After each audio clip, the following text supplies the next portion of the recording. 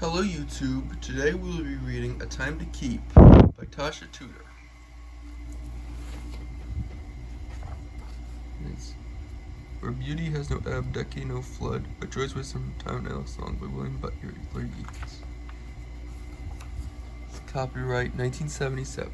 Time is the image of eternity. Plot up. Granny, what was it like when Mom was me? January. January brings the snow, makes our feet and fingers glow, Mother Goose. Oh, there were lots of joyful times. On the last day of the old year, the children built a bonfire. We all danced around and shouted, Happy New Year! Then we had a party supper with roast beef and Yorkshire pudding and apple pie and ice cream and cheese. January 6th, that's 12th night. The children took out the 4-goat sleighs and had races. It was great fun. There was a prize for the winner. In the evening, dressed up and played charades. February. Roses are red, violets are blue. Angels in heaven know I love you. Old song. We had a small post office in those days. Valentines came by sparrow post. The Dowell family received valentines. So did all the Corgis, and Miss Puss got a cat and a mouse. On Washington's birthday, we had Washington pie for tea, and favors sent from Boston by Aunt Middle Mary. In the evening, the children put on historic tableau using the costumes we still have in the attic. March. Daffodils that take the winds of March with beauty, William Shakespeare. March brought sugaring weather, and everyone turned out to gather sap. Syrup making ended with a sugaring off party, where we ate dinner at the sugar house and had sugar and snow for a treat. April. April showers bring Mayflowers, Mother Goose. Easter week we all made pretty Easter eggs and had hot cross buns for tea. We always had the most wonderful Easter egg tree with goose, duck, chicken, bantam, and pigeon eggs. On the very top were canary eggs. In April, the new kids were allowed to play in the warm spring sunshine. There were calves to feed and little chicks. And there were always gaggles of goslings. May. Welcome be thou, fair, fresh May. Geoffrey Chaucer. On May Day, the children left May baskets at our neighbors' doors, and we danced around a maypole. That's the month we planted the garden. We had delectable 11-ish parties with iced tea and cookies under the crabapple tree. June. And it was summer. Warm, beautiful summer. Hans Christian Andersen. Midsummer's Eve comes in June. That's when we had a marionette show. There were many rehearsals, marionettes to make, scenery to paint, and programs to print and color. The play was at night in the carriage shed. Grandmothers had the very best balcony seats. Refreshments were served at the intermissions, and everyone had a wonderful time. July. Life, liberty, and the pursuit of happiness. Thomas Jefferson. July 4th started with setting off firecrackers under tin cans. The boys loved the noise, but the Corgis didn't.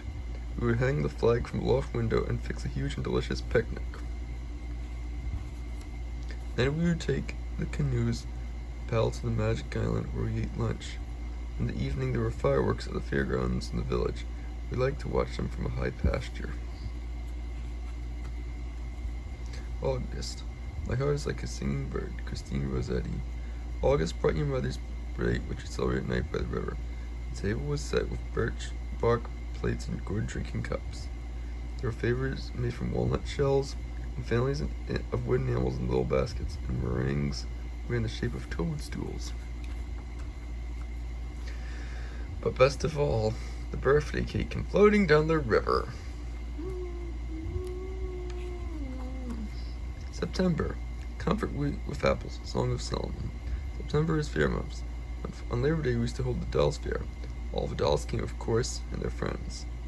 We used buttons for money. You could buy cakes and pies and anything else you wanted, all for buttons. It was great fun. There was a flower and vegetable show with prizes, beetle races, archery contests, and delicious ice cream sodas. October. When the frost is on the pumpkin and the fodder's in the shock. James Whitcomb Riley. October was the time to make cider and pumpkin moonshines. And what exciting Halloween parties we had. November. No fruits, no flowers, no leaves, no birds. November. Thomas Hood. On Thanksgiving, we roasted the turkey before the fire. So many relatives came to visit that the children had to sleep in the barn. We did plays and charades and had a literary contest with a handsome book for first prize. That's the month we made Christmas presents and year's supply of candles. December. Some say that ever against that season comes wherein our Savior's birth is celebrated, the birth of dawning sang all night long. William Shakespeare. Christmas was the best of all times to keep. On December 6th, St. Nicholas's birthday, we put up the Advent calendar of the Christmas period. We lighted the Advent wreath and had a St. Nicholas cake for tea. Christmas Eve was a magical time. When dark fell, we stepped into the starlit night to follow a winding path lighted by candles, chanting crochet in the woods. And on Christmas night, we had the loveliest celebration of the year, with the beautiful tree and a shine of candles to remind us of peace on earth and loving kindness. And that's how it was when you were a little girl. This has been A Time to Keep by Tasha Tudor. Thank you so much for watching.